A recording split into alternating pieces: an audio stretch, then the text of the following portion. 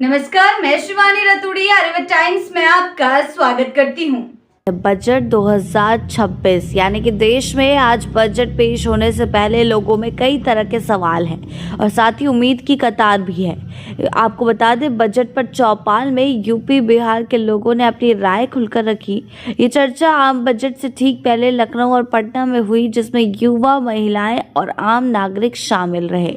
फिलहाल सभी की नजरें आज 1 फरवरी 2026 को पेश होने वाले केंद्रीय बजट पर टिकी हैं। राजधानी लखनऊ में पार्क में टहल रहे लोगों के साथ बजट पर चौपाल में लोगों ने कहा कि सरकार बड़े स्तर पर टैक्स ले रही है और इस बजट में टैक्स में कटौती करनी चाहिए। वहीं सोने और चांदी की कीमतों बहुत ज्यादा बढ़ी हुई है, उसको कम करने के लिए कुछ सोचना चाहिए। महिलाओं ने कहा कि सोना महिलाओं का जमा पूंजी होता है और उसके रेट ऐसे भाग रहे हैं कि कोई क्या इकट्ठा करे। चौपाल में शामिल युवाओं ने साफ कहा कि सरकार को बजट में रोजगार सृजन को सर्वोच्च प्राथमिकता देनी चाहिए। उनका कहना था कि महंगाई लगातार बढ़ रही है, लेकिन उसके अनुपात में आमदनी नहीं बढ़ रही, जिससे जीवन यापन मुश्किल होता जा रहा है। कई लोगों ने महंगाई पर सख्त नियंत्रण की मांग की। सोना और चांदी के बढ़ते दामों को लेकर चिंता जताई गई और कहा गया कि हालात ऐसे हो गए हैं कि सोने का हाल ऐसा है कि दर्शन दुर्लभ हो गया। एक युवा ने तंज कसते हुए कहा कि सरकार सामान सस्ता करती है, लेकिन उसके पार्ट्स महंगे हो जाते हैं। जैसे किताब सस्ती होती है तो कागज महंगा, कपड़े सस्ते होते हैं तो धागा महंगा हो जाता है। चौपाल में मौजूदा महिलाओं ने सरकार से रसोई के खर्च को ध्यान में रखकर बजट बनाने की अपील की।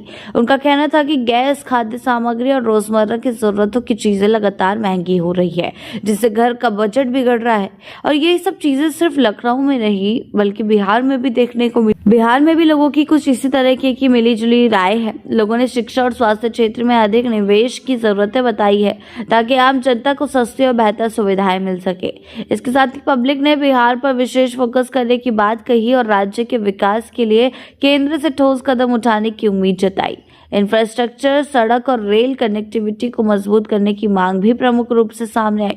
बता दें कि केंद्रीय वित्त मंत्री निर्मला सीतारमण आज यानी 1 फरवरी को लगातार 9वीं बार पूर्णकालिक बजट पेश करने जा रही है। ये इतिहास का दूसरा मौका है जब बजट रविवार के दिन प्रस्तुत किया जा रहा है।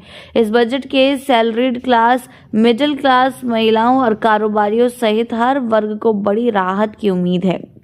यानी कि कुल मिलाकर आज के बजट पर सभी की निगाहें टिकी हुई है। सब ये देखना चाहते हैं कि आखिर किस चीज़ से कितना प्रतिशत कम किया जाता है और कितना प्रतिशत बढ़ाया जाता है, क्योंकि जहाँ जहाँ देखा जा रहा है कि आम जनता का मानना है कि उनकी डेली की रोजमर्रा की चीज़ों पर थोड़ी बहुत कमी आनी चाहिए।